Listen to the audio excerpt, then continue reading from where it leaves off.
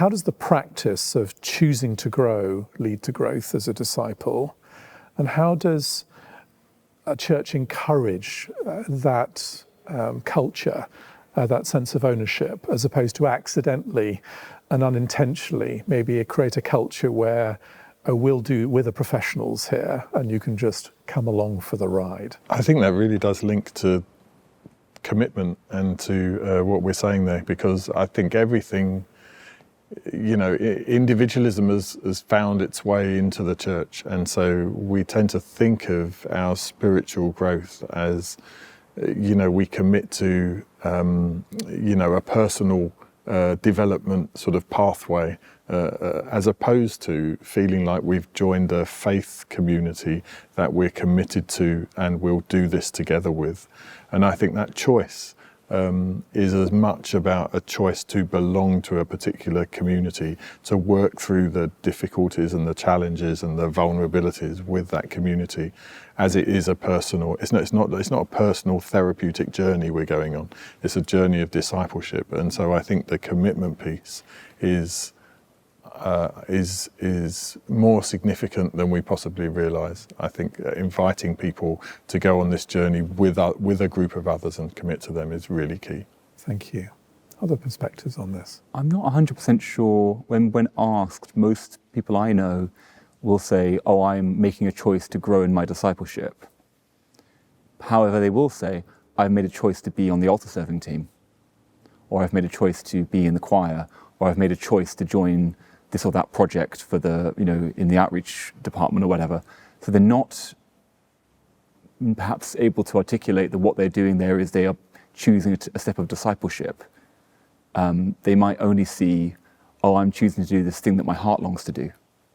And it's only perhaps those of us who disciple others who can see what they're really doing and how the Spirit's leading them. So I perhaps at one point might have thought, I wish people would take their faith more seriously, not realizing that in a way they just had a different language for it to me.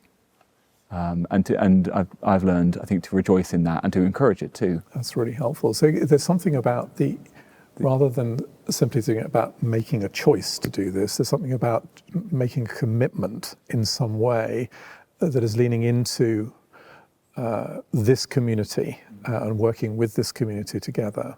Other thoughts about this area of how do we encourage people to make commitments and choose to be intentional about formation, both individually but also for the community I'm traveling with? I think, discipleship and following Jesus is very countercultural.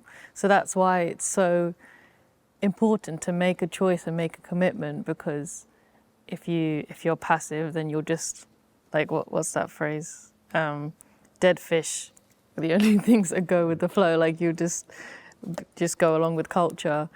And I think we can make that, we can encourage our communities to be committed and to make a choice by, one example might be our prayer meetings. They might not be about us, but they might be about the nation or about revival, or just like having that outward looking focus.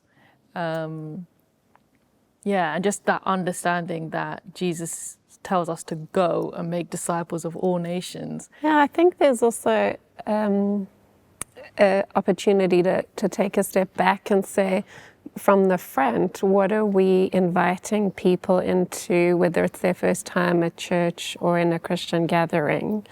And how do we firstly articulate that, and then also how do we model that as church leaders, and in what you see in the event that you're at? So if the leader is focusing heavily on an invitation to faith and an invitation to Christ, which is beautiful, but if the leader's doing that every time the community gathers, there's a spiritual awakening when people opt into, yes, I want this for me. But then there's also an invitation to the leader to say, like, okay, but how are we equipping these saints to this life of discipleship, and how are we articulating and naming that as we gather, whether it's in a small group context or on a Sunday, or even as I am speaking to them in a throwaway, when I had my Sabbath on Sunday, whatever. And then then there's that, tell us a bit about Sabbath.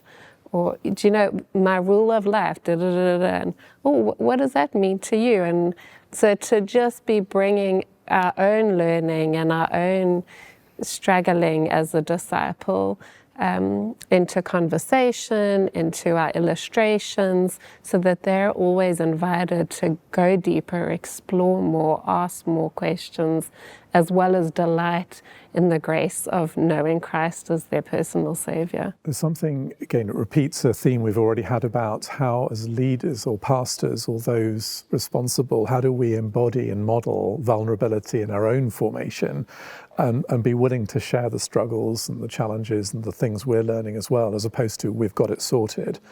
And I wonder whether that what you've described there is, so people often use do we need to shift the analogy from from a cinema or a show to churches like a gym? It's where we practice, and that really requires commitment.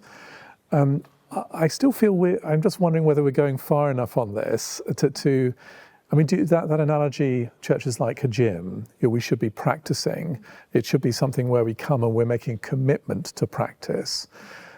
Do you think there's anything in that language, or do you think that's actually misplaced as we think about what church should become or could become more of? There is something in that language, but it's. I mean, people will take out their gym membership in January, and they're going by at the end of February, but they've stopped in March, well, and they'll never go back there. Exactly. And why is that? It's because they would like to make a choice. Most people would want to make a choice. Yes, I'd love to be physically healthy, or yes, I'd love to be spiritually healthy, but what we're maybe not equipping them with is that choice is also a choice to say no to some other things, and if people don't understand the ways in which they've already made implicit choices culturally, then until those have been sort of made transparent and clear, and those will often be choices around individualism, around their personal priorities, around the way that they spend their time. People are always saying, I don't have time to pray. It's like, how long do you spend on your phone looking at social media? How all of those sorts of, how long do you spend looking at streaming media on Netflix? It's like there's a trade-off, and I think we need to be explicit and honest about the trade-off. If I want to have a really good, strong relationship with my wife, that means there's at least one evening a week where we're just with each other, and that comes at a cost. There are other things that we can't do, but that's a choice that we've made, and we have to keep on making it. I think it's the same with church. It's like being transparent, explicit about the things that you'll have to say no to make time for spiritual growth, exactly like the gym. Other thoughts on that? I think there is a sense of wanting to allow people to add their Christian faith to an already very full life. And the problem is, eventually, the deeper we go with Christ and the deeper we go in our discipleship, we realize they actually can't coexist, all of the decisions. We can't be growing in two different directions. And maybe at the start they're close, but the further we go, the more, and we just get anxious and torn. And it's so hard to say we need to be inviting people to count the cost of discipleship because of the life to the full that Christ is inviting us into. So yeah, it is the no's to the yes that from the front we need to not feel ashamed to invite people to and say this is going to happen. Yeah. But this is the direction we're wanting to go in, and Christ Absolutely. is wanting to take our hand in, and it's going to be beautiful. Yeah. Absolutely. No, I think if I look back on my own discipleship as well, I came to faith in midlife, and I just wish people had been, I would have, this isn't to blame anyone, but some more, if people had been more explicit and more honest and more open kind of earlier on, that would have been really helpful. Because I really I really wanted to follow Jesus. I was really sold out for this. But it was the things that I would have to, let go of or modify or, leave behind. Not because they were bad things, but just I couldn't do them both. I like that analogy of the church moving from being a theatre to a gym. The tradition I belong to is very physical. It's very rooted in that which you can see, touch, smell and taste. And so having a local church that's open all day makes it actually much more explicitly a gym, where we see people coming in all the time to get their workout in, visiting a shrine, spending time before the Lord in the Blessed Sacrament, coming in when there's nothing else to do, no other reason to be there, there's no service going on. They've made that commitment themselves, and it's physically bearing out as I've walked to the church to pray, but that's not to say they haven't also made a very real decision internally. I'm turning to Christ right now. I'm making time for Him. And for me, I would struggle to do that if I didn't have such a physical expression of my faith. I'm not sure how I could name or know that I was going to... The physical expression being the church building. Yeah, being sort of visiting the house of God, gives a temporality to what can be an immaterial idea of faith. I think that's what works for many in our community where we are. Being able to go, visit, pray and leave allows me to be sure in myself, I've made a step of discipleship today. I've gone to meet God. There's a certain amount there's a certain sort of naive fiction to that. Of course, we know that God is everywhere. But for some reason, my prayer life really benefits from the going and the coming. Are there other ways that we can make that daily choice to enter into God's presence? So obviously, going into church, into a physical building, into the house of God is one way. Are there other ways that you would say you are intentionally making that daily choice to enter into His presence in a very deliberate, intentional way? I heard this practice called Thirsty 30, which basically is 30 minutes, 10 minutes of worship, 10 minutes of prayer, 10 minutes of the word, and just trying to do that daily, whether it's at home or on the commute. I just found that really helpful. I think 30 minutes doesn't feel like a long time, so it's something that you can commit to regularly. So yeah, I found that really helpful. Yeah, I think just what you were saying about the presence of God. Obviously, God is everywhere. God's omnipresent and everywhere. But I think our choice to be in God's presence is slightly different. I think I'm not satisfied with just the omnipresence of God. I want the tangible, specific presence of God that we see in Scripture, in the New Testament, which God gives often to His church, to His believing church, when we're obedient, when we're faithful, when we're praying, when we're fasting. And so a choice to open, as you say, to open the Word and to let that speak to me, or to meet up with other people from the church and to pray.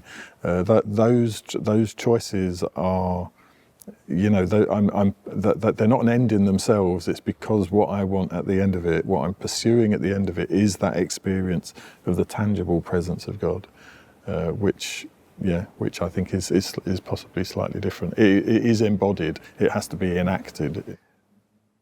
So there are two metaphors we sometimes hear referred to church. Either the church is the theatre or church is the gym. Do you think the gym is a good metaphor for the church today? Was there a moment, you would say, when beyond the commitment to Christ and the commitment to beginning the journey that you went and said, actually, this requires more of me? I think for me, one of the things that did that is seeing that I was coming back to the same thing over and over again that was tripping me up. And I thought, I've prayed about this, I've surrendered it to God, but still I have not changed.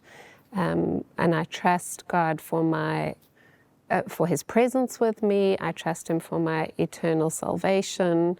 But in the day-to-day, in this area of patience with my children, for example, I'm here again, God. And I came across a book called The Domestic Monastery. And in it, I think it was a Catholic father, Ronald Rolheiser, I think, wrote it.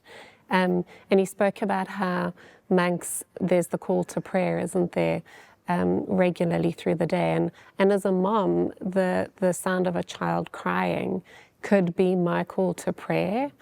And there is something invitational into taking things that are part of my daily life. And in that season, it was the child, every time the child cries, to say, this is a call to prayer, this is a call to meet with Christ. And so that opened up a hunger in me to find out more about intentional habits and intentional practices that I can build into a life that is not one of a nun. And this is the life that God has called me to, and I'm so grateful for. But does that mean I can't live an intentional life with Christ? Absolutely not. But the calls to prayer look very, very different for me.